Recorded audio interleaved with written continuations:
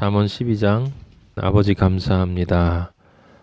저희에게 진리를 허락하여 주셔서 너무 감사하고, 아버지의 말씀을 아버지가 원하는 그 방식으로 아버지 볼 수 있는 은혜를 허락하여 주셔서 너무 감사하고, 부족한 어리석고 사악한 그런 과거의 모든 것들을 제하여 주시고, 예수 그리스도의 보혈로 깨끗하게 해주시고, 아버지의 말씀을 심어주시니 어떻게 이 영광스러운 이 존재를 아버지께 감사드릴 수 있을지, 아버지여 은혜밖에 없습니다. 다 은혜입니다. 아버지 먼지덩어리가 아버지여 어떻게 감히 아버지를 바라볼 수 있겠으며, 아버지를 노래하고 아버지의 말씀을 감히 받을 수가 있겠습니까? 예수 그리스도의 십자가의 보혈이 아니고는 절대로 불가능한 것인데, 아버지 허락하여 주셨사오니 이 영광에, 이 영화로움에 아버지 늘 감사하며 살 수 있도록 저희들 늘 붙잡아 주시고 인도하여 주시옵소서. 오늘 잠언 말씀을 또 봅니다. 아버지 저희를 찔러주시고 쪼개주시고 아버지 변화시켜 주시고, 아버지 원하는 그 존재의 모습대로 더 깎아서 완성시켜 주시옵소서. 예수님의 이름으로 기도하였습니다. 아멘. 우리 저번 주에 잠언 11장 받고 오늘 잠언 12장 보도록 하겠습니다. 늘 말씀드리는 거지만 잠언이 참 어려워요. 어려운데 알아갈수록 그 알아가는 맛은 있습니다. 근데 이제 그 알아가는 과정에 많은 그 에너지가 또 소진되는 것은 사실이고, 아버지가 은혜를 주시기 때문에 또 이 두꺼운 벽을 뚫고 들어가는 것처럼 이 어두움이 빛을 향해 나아가는 게 쉽지 않지만, 아버지 은혜가 있어서 이렇게 또 들어가게 해주시는 아버지께 감사드립니다. 12장을 보면 여러분이 지금 읽어서 느끼셨겠지만, 또 각 절이 11장과 마찬가지로 이제 별개의 절로 돌아다니는 것 같은 느낌이 들어요.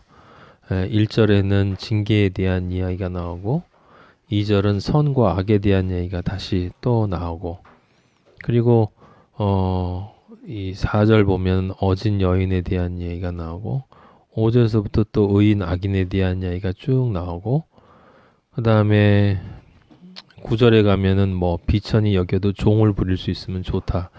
갑자기 좀 독특한 이야기의 표현이 나오면서, 뭐 11절은 토지 경작에 대한 이야기가 나오고, 하여튼 저를 그냥 이렇게 눈으로 보면 그 옛날에 제가 그랬는데 좀 막막합니다. 그냥 보면. 그래서 마지막 그 절도 공의로운 길에 생명이 있고 있나니 그 길에는 사망이 없다. 이 말이 이제 결론으로 끝나는데, 이제 우리는 늘 그 답을 알고 있는 사람들이 문제를 보는 것과 같은 심정으로 성경을 읽으면 돼요. 그래서 아버지의 진리는 어느 성경이나 다 같이 등장을 하기 때문에 예수님이 사실은 우리에게 정답을 알려주신 거죠. 구약이나 신약이나 다 나에 대한 이야기다라고 아버지가 정답을 주셨기 때문에 우리는 어떻게든지 이 안 돌아가는 머리지만 아버지한테 은혜를 달라고 붙잡으면서, 아버지 여기서도 아버지를 볼 수 있도록 인도해 주세요. 아버지의 은혜를 볼 수 있도록 이렇게 인도해 주세요라고 기도를 하면 아버지가 또 이렇게 조금 열어주십니다. 저한테 조금 열어주신 것을 여러분들에게 전달해 드릴 테니 잘 들으시고 여러분도 마찬가지의 은혜를 받았으면 좋겠습니다. 오늘 제목은 12장 1절에 나와 있는 중간 부분에 징계라는 단어가 있어요. 제목은 아름다운 징계입니다. 오늘 말씀의 제목은 아름다운 징계예요. 징계. 전부 아름다운 징계에 대한 이야기다. 그러면 이제 여러분들에게 어떻게 들리실지 모르지만 사실이에요. 자, 12장 1절을 보도록 하겠습니다. 훈계를 좋아하는 자는 지식을 좋아한다. 훈계를 좋아하는데 지식을 좋아한대요. 좀 잘 안 어울리는 말처럼 보입니다. 네, 징계를 싫어하는 자는 짐승과 같다. 지금 앞에 부분과 뒤에 부분이 서로 대조가 되는 것이니까 훈계를 좋아하는 자와 징계를 싫어하는 자가 대조가 되고 있는 것을 볼 수 있어요. 그렇다면 훈계와 징계가 함께 연결되어지는 것이다 라고 하는 것을 우리는 알 수 있습니다. 징계는 아버지가 우리에게 행하시는 것이고 훈계 역시 우리에게 주시는 교훈이기 때문에 결국 그 이 둘을 합치면 하나님의 징계가 곧 하나님의 훈계다라는 말이 돼요. 그래서 훈계를 좋아한다는 말은 징계를 싫어하지 않는다라는 말과 같은 거예요. 징계를 싫어하지 않는 자는 징계를 달게 받고 그 징계를 통해서 하나님이 주시는 우리 아버지가 주시는 훈계를 얻게 된다라고 하는 것입니다. 그래서 이 말을 뒤에를 보면 징계를 싫어하는 자는 짐승과 같고 훈계를 좋아하는 자는 지식을 좋아한다. 그럼 이제 이렇게 되는 거예요. 우리 아버지가 징계를 주실 때, 그 징계를 잘 받아서 그것으로부터 훈계를 얻어내는 사람은 지식을 좋아한다. 예. 그러니까 징계가 주는 훈계의 의미를 바로 알기 위해서는 반드시 지식이 있어야 하기 때문이에요. 예.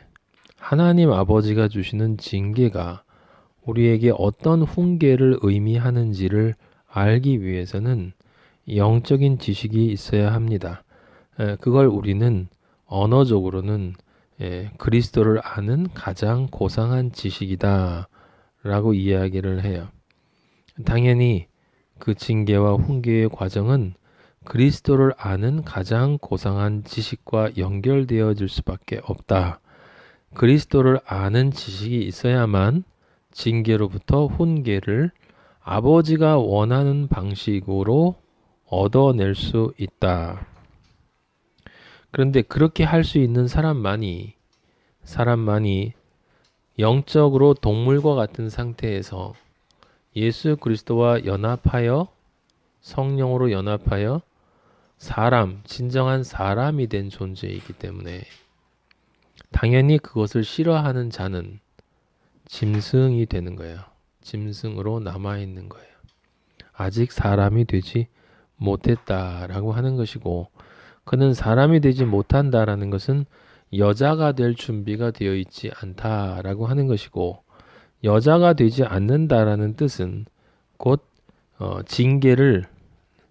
아버지의 징계를 거부하거나 싫어하거나 징계로 받기를 원하지 않는 자다라고 하는 뜻이 되는 것입니다.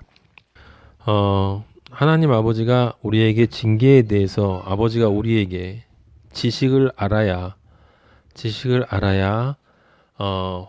징계를 훈계로 받는다라고 하는 그것을 그대로 설명하신 것이 히브리서 12장 1절에서 13절입니다. 히브리 12장에 보면 이 히브리서를 쓴 사람이 우리한테는 분명한 수많은 증인들이 있다고 합니다. 이미 우리처럼 그 길을 간 사람들이 있다. 그 간 사람들을 보면 우리는 그 증인들을 보니까 증거가 있지 않느냐. 그러니까 모든 무거운 것과 예수님 말씀하신 것처럼 수고하고 무거운 짐. 아버지를 모를 때는 이 세상을 살아나가기 위해서 내가 지고 가야만 하는 그 수고하고 무거운 짐. 아버지를 조금 알고 나서는 이 나를 내리누르는 이 죄악의 수고하고 무거운 짐. 그래서 아버지를 조금 더 알고 나면 그 나를 내리누르는 그 수고하고 무거운 죄악의 짐과 함께 오는 그 수고하고 무거운 율법의 짐. 그 모든 짐들. 그러한 것들과 얽매이기 쉬운 죄를 벗어버리고 인내로서 경주를 해야 된다. 여기 보면 이제 아버지와 자식의 관계로 징계에 대한 이야기가 나옵니다. 그 12장 5절에 보면 아들아 주의 징계하심을 가볍게 여기지 마라. 꾸지람을 받을 때 낙심하지 말라.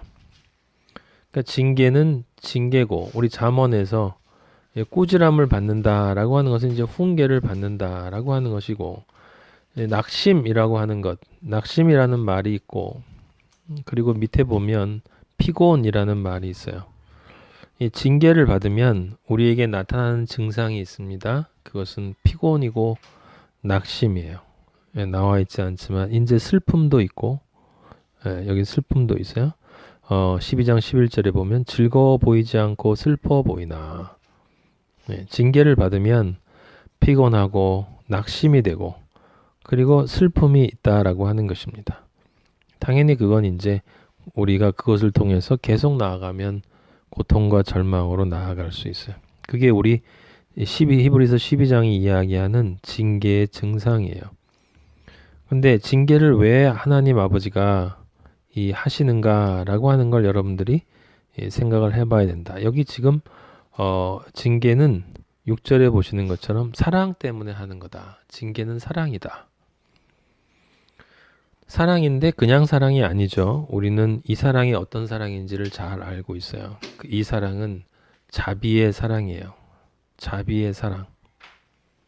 그 자비는 그 비자가 안일 비자 마음 심자. 우리의 마음이 진리가 아닌 비진리의 길을 갈 때, 우리의 마음이 진리가 아닌 비진리의 길을 갈 때 그게 비자고, 자자는 그리스도의 마음으로 하나님 아버지가 우리를 자자 안에는 마음 심자, 마음으로 위에 자자는 키운다라는 뜻이에요. 그래서 우리가 비진리의 길을 갈 때 우리에게 징계를 주심으로 그리스도의 마음을 가진 그 사랑의 마음으로 하나님 아버지가 우리를 키워주신다. 잘못된 길로부터 돌이키게 한다. 그렇기 때문에 사랑이다 라고 하는 거예요. 우리가 일반적으로 알고 있는 로마서 5장 3절이나 4절 또는 12장 12절에 나와 있는 환난이라는 단어가 있어요. 환난 중에도 즐거워해라. 환난은 인내를, 인내는 연단은 소망을 낳는다. 그래서 우리가 환난이라는 게 있는데 이제 둘 다 공통점은 우리를 힘들게 합니다. 고통을 주고 슬픔과 낙심을 가져오게 돼요. 근데 환난은 아버지가 주시는 일반 은혜예요. 일반 은혜. 그리스도인이면 그리스도인이기 때문에 당연히 받아야 되는 환난이 있어요. 그 환난을 받지 않으면 연단이 되지 않아요. 당금질이 되지가 않기 때문에 정금으로 나올 수가 없어요. 그러니까 그건 일반 은혜예요. 모든 그리스도인이 반드시 받아야 되는 것이 환난, 고난이에요. 고난 또는 환난. 야고보서의 시험이다라고 하는 것도 뭐 비슷한 이야기인데 그 시험이 야고보서에 나온 시험은 여기에 징계와 연결이 되어 있어요. 그러니까 징계는 야고보서에 나와 있는 시험은 특별 은혜야. 특별 은혜. 그러니까 일반 은혜가 있고 특별 은혜가 있습니다. 야고보 1장 12절에 보면 시험을 참는 자는 복이 있다. 이는 시련을 견디어낸 자가 주께서 자기를 사랑하는 자들에게 약속하신 생명의 면류관을 얻을 수 있다. 시험이 있는데 그 시험을 통과해야 생명의 면류관을 얻는다라고 했어요. 그럼 이게 얼핏 보면 환난 같은데 13절에 보면 시험을 받을 때 하나님께 시험을 받는다 하지 말라. 하나님은 악에게 시험을 받지도 않고 친히 아무도 시험하지 않으신다. 하나님은 우리를 시험하지 않으신다. 아브라함에게 시험한다라는 단어는 아브라함의 믿음을 사랑으로 측량한다는 뜻이다 라고 말씀해 드렸어요. 여기 시험한다라는 것은 14절에 그 본질이 나오는데 각 사람이 시험을 받는 것은 자기 욕심에 끌려 미혹됨이다. 자기의 욕심, 자기의 선악과, 자기의 탐심, 자기의 교만 이런 것에 끌려서 사탄이 주는 그 미혹에 끌려간 것으로 시험을 받는 거예요. 그러니까 이때 시험을 받는 것을 통해서 오는 고통은 아버지가 사랑하는 사람에게는 징계로 다가오는 거예요. 징계. 아시겠죠? 징계로 다가오는 거예요. 그러니까 우리 아버지가 일반적으로 단계가 있기 때문에 창조의 네 번째 단계, 다섯 번째 단계와 여섯 번째 단계, 창조의 다섯 번째 단계와 여섯 번째 단계에는 반드시 고난과 환란이 있어요. 그게 일반 은혜고. 근데 당연히 우리는 또 이 자기 욕심에 끌려가기 때문에 이 간간히 수시로 우리에게 특별 은혜를 주셔야 돼요. 그게 바로 징계. 시험에 빠져서 스스로 시험에 빠져 있을 때에 아버지가 주시는 징계다라는 것입니다. 히브리 12장에는 그래서 이렇게 정리가 되어 있어요. 하나님은 징계를 주시는데 그 중간 부분에 보면 하나님이 주시는 징계가 바로 무엇이냐면 하나의 증거인데 무슨 증거냐? 네가 하나님의 아들이라는 증거다 라고 하는 거예요. 하나님은 우리의 영의 아버지이시기 때문에 거기 12장 9절에 나와 있죠. 영의 아버지께 더욱 복종하며 육신의 아버지와 영의 아버지가 있다라고 얘기했어요. 그래서 영의 아버지가 우리를 징계하시는데 그 징계하시는 이유는 육신의 아버지도 우리가 아들이기 때문에 징계하는 거고 영의 아버지. 그래서 징계는 우리가 하나님의 아들이라는 증거다라고 하는 거예요. 그럼 이걸 여러분이 오해하면 안 되는 것은 하나님의 아들이기 때문에 아버지가 우리를 반드시 징계하신다 이렇게 이해하면 안 되는 거예요. 하나님이 우리가 아들이기 때문에 반드시 주시는 것은 고난과 환란이야. 연단, 환란과 연단, 그건 반드시 줘요. 근데 징계가 징계가 하나님의 아들이 아들이라는 증거라는 사실은 우리가 시험에 빠졌을 때, 내가 하나님으로부터 벗어났을 때 징계가 와야만 아들이라는 증거가 된다라는 뜻이지. 징계가 오지 않는다면 아들이 아니기 때문에 관심이 없다라는 뜻인 거예요. 그래서 우리는 그 징계가 꼭 오게 해달라고 아버지한테 기도를 해야 돼요. 제가 아버지의 아들이니까 제가 잘못하면 저에게 꼭 징계를 주세요. 그 징계가 힘들겠지만 그 징계가 없이 어떻게 제가 바른 길로 갈 수 있겠습니까? 아버지라고 하면서 아버지한테 아버지가 기뻐하시는 기도를 드릴 수가 있는 거예요. 그래서 여러분들이 인생을 살아가면서 아버지가 주시는 환란이 있고 그 환란 안에 핍박이 있는 거예요. 핍박. 그리스도인이기 때문에 당연히 받아야 하는 핍박이 있는 것입니다. 그리고 그리스도인이 그 핍박이라고 하는 것은 외부로부터 오는 것이 있고 내부로부터 오는 것이 있다면 나로부터 나오는 것 환란이 있다라고 하는 것이고 근데 이제 살다 보면 이제 내가 아버지를 떠날 때가 있어요. 그게 갑자기 떠나지 않아요. 우리는 아버지의 사랑을 늘 간직하고 있기 때문에 하나님 아버지가 사랑하는 아들은 아버지를 생각을 하는데 조금씩 인생에 대해서 걱정하고 삶에 대해서 고민하고 이게 조금씩 생각을 이렇게 확장시켜 나아가면 그게 이제 사탄이 생각을 넣어주는 것이기 때문에 그 생각의 꼬리가 꼬리를 물고 나중에 그게 커져서 아버지가 징계를 하지 않고는 원래 자리로 돌아올 수 없는 상태가 된다. 근데 바로 그 부분에서 아들과 아들이 아닌 것이 갈라진다는 거예요, 여러분. 그래서 아들이 아닌 존재는 아버지가 그냥 놔두신단 말이에요. 완악한 대로 그냥 놔둔다. 그들의 죄 가운데 그냥 놔둔다라고 아버지가 말씀하신다고요. 그러면 그 징계가 나중에 완벽한 그 형벌로 하나님의 큰 무서운 형벌로 마지막에 끝나게 되는 거고 이 징계를 받는다는 건 내가 아들이라는 증거가 되는 거고 그 왜 아버지가 징계를 하시는가? 아들이기 때문에 그렇다라는 건 맞는데 히브리 12장에 보면 히브리 12장 11절에 보면 연단 받은 자들은 이 징계를 통해서 환란이 아니고 징계를 통해서 연단 받은 자들은 의와 평강의 열매를 맺는다. 그러니까 일반 환란을 통한 연단은 당연히 받는 거고 징계를 통한 연단도 받는데 그 두 가지의 종착점은 같아요. 여러분하고 제가 마지막에 이루어야 될 열매는 의와 평강. 이게 결론이야. 의와 평강. 이게 결론이에요. 아버지 앞에 갔을 때 내가 의로운 존재로 드러나는 것과 그리고 그 의로운 존재로 내가 드러날 때 아버지가 나에게 주시는 영원한 평안, 평강, 안식 그 7의 안식이 바로 의와 평강의 열매예요. 열매.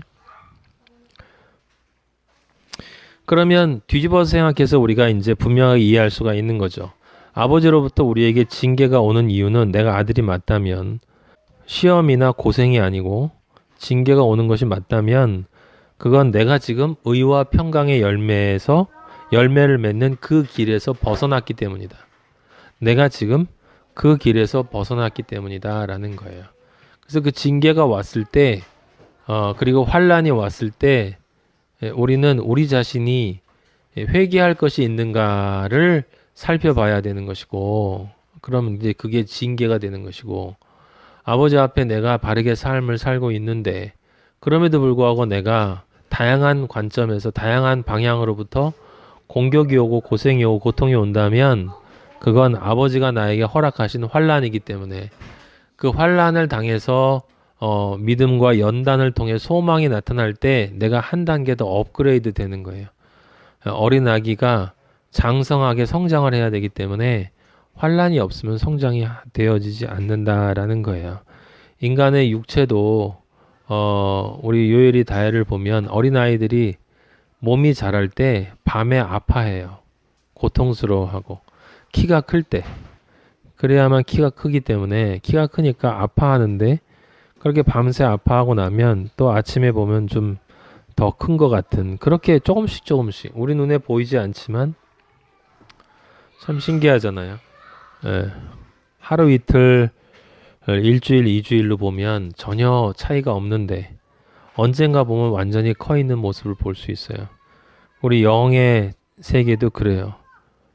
늘 같은 것 같고 늘 또 쓰러지고 또 시험 당하고 또 징계받고 또 회개하고 눈물 질질 짜면서 또 오고 그것만 반복하고 있는 것 같은데 시간이 지나고 나서 보면 어느덧 그 사람의 믿음이 반석 위에 굳건하게 서 있는 모습을 볼 수가 있고 징계를 당해도 그 징계를 이겨내는 모습이 다르고 대하는 모습이 다르고 그리고 환난과 징계를 분별할 줄 알고 회개를 해야 할 때 회개하고 그 회개를 통한 감사를 하고 또 환난이 올 때는 그 환난을 받은 것에 대해서 아버지의 이름을 통해서 이름으로 인해서 능욕받는 것에 감사하며 찬양하던 그 예수님의 제자들처럼 우린 그런 능력 있는 존재로 언젠가 보면 아버지가 볼 때 우리가 볼 때 그렇게 서 있는 것을 내 자신이 여러분 스스로도 느낄 수 있게 된다라고 하는 거예요.